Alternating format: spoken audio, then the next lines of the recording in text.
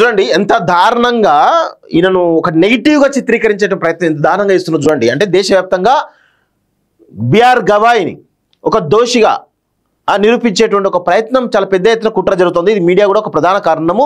Media, కేంద్ర ప్రభుత్వం ఈ ఎవరైతే ఆయన దళితులు కాబట్టి ఆ చీఫ్ జస్టిస్ పొజిషన్లో కూర్చోవడం, ఇంకా చాలా వస్తాయి. ఇంకా 21 వరకు ఈయన సమయం ఉంది, 21 తారీఖు వరకు ఉంది కదా.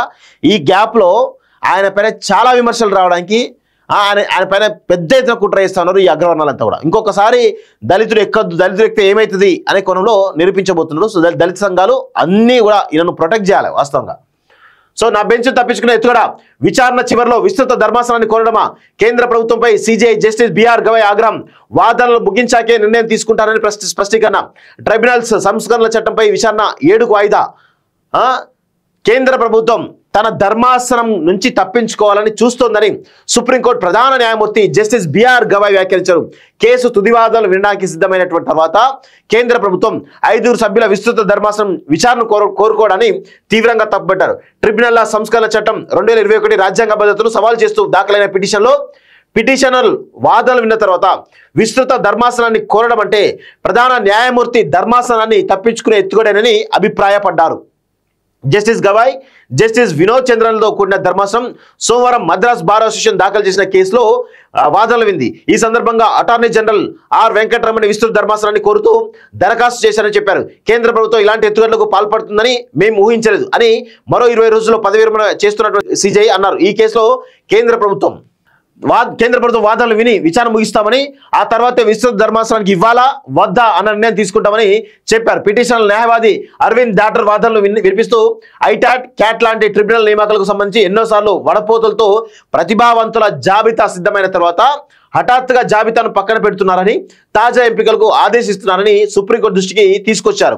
కొన్నిసార్లు కొత్త ప్రతిభావంతుల జాబితాను తయారు చేయకుండా వెయిటింగ్ లిస్టులో ఉన్న వారితో నింపేస్తున్నారని వెల్లడించారు. ప్రతిభావంతుల జాబితాలో చేర్చిన తర్వాత చాలా మంది బాధ్యత తీసుకోవడానికి నిరాకరిస్తున్నారని, అందువల్లే ప్రతిభావంతుల జాబితా విషయంలో స్థిరంగా ఒకే విధానం అవలంబించడం కుదరలేదని అటార్నీ జనరల్ చెప్పడం జరుగుతోంది. సో ఇది ఒక దానికి సంబంధించినటువంటి అంశం. సో ఇక్కడ చాలా విషయం గుర్తుపెట్టుకోవాలి. ఇందులో ఇన్ని వాదాలు విన్నటువంటి సీజే ఎవరైతే ఉన్నారో మళ్ళా దీనికి పైన అసలు కంప్లీట్ తీర్పు ఇవ్వకముందే మీరు విస్తృత ధర్మాసనం ఇవ్వాలి అంటే ఆయన మరి దానిలో లొసుగులు ఉన్నాయని చెప్పి చాలా స్పష్టంగా చెప్పిండు కదా. చెప్పినప్పుడు తీర్పు కొంత వ్యతిరేక వస్తుందని తెలిసి విస్తృత ధర్మాసనం అంటే ఇంకా మిగతా జడ్జిలతో కూడిన ధర్మాసనం ఇవ్వాలని చెప్పేసి కోరుతున్నారట. అంటే ఏ విధంగా సీజేఐని ఈ కేంద్ర ప్రభుత్వం ఏ విధంగా అవమనిస్తుందో మనందరం కూడా గమనించాల్సిన అవసరం అయితే ఉంది. సో ఇందులో 5 సభ్యుల విస్తృత ధర్మాసనాన్ని నివేదించాల్సిన అవసరం ఏముందని సీజే ప్రశ్నించారు. తమకు తప్పించుకునే ఉద్దేశం లేదని, చట్టంలోని లొసుగులను దానివల్ల జరిగిన కొన్ని తప్పులను ఆధారంగా చేసుకుని మొత్తం చట్టాన్ని కొట్టేయడం సరికాదని అటార్నీ జనరల్ స్పష్టించారు. చట్టాన్ని కొనసాగిస్తే పిటిషనర్లు లేవనెత్తిన సాంకేతిక లోపాలను కాలక్రమంలో పరిష్కరిస్తామని చెప్పారు. ట్రిబ్యునల్లో నియామకానికి 50 ఏళ్ల కనీస వయో పరిమితిని పెట్టడాన్ని సీజే తప్పట్టారు. తాను 42వ ఏటే హైకోర్టు జడ్జిని అయ్యానని గుర్తు చేసుకున్నారు. హైకోర్టులకు ట్రిబ్యునల్కు ఒకే అర్హత నిబంధనలు సరికాదని, రెండింటికి భిన్నమైనటువంటి అనుభవం అవసరమని అటార్నీ జనరల్ బదులిచ్చారు. సీజేఐ తదుపరి వాదనలు 7వ తేదీకి వాయిదా వేశారు. ట్రిబ్యునల్ సంస్కరణలో భాగంగా కేంద్ర ప్రభుత్వం 2020-21 మధ్య కాలంలో పలు ఆర్డినెన్స్లు తెచ్చింది. వాటికి న్యాయస్థానాలు కొట్టేశాయి. దాంతో 2021లో అవే నిబంధనలతో చట్టం తెచ్చింది అంటూ చూస్తా ఉన్నాం. సో మొత్తానికైతే కేంద్ర ప్రభుత్వం ఈ సీజే గవాయ్ పైన ఏ విధంగా కుట్ర చేస్తుందో గమనిస్తూ ఉన్నాం. సో ఆయనను రీసెంట్గా ఒక అతను చెప్పు విసరడం జరిగింది. ఎంత దారుణంగా ఉన్నారు, ఎంత ఉన్మాదులుగా ఉన్నారో చూడండి వీళ్ళు.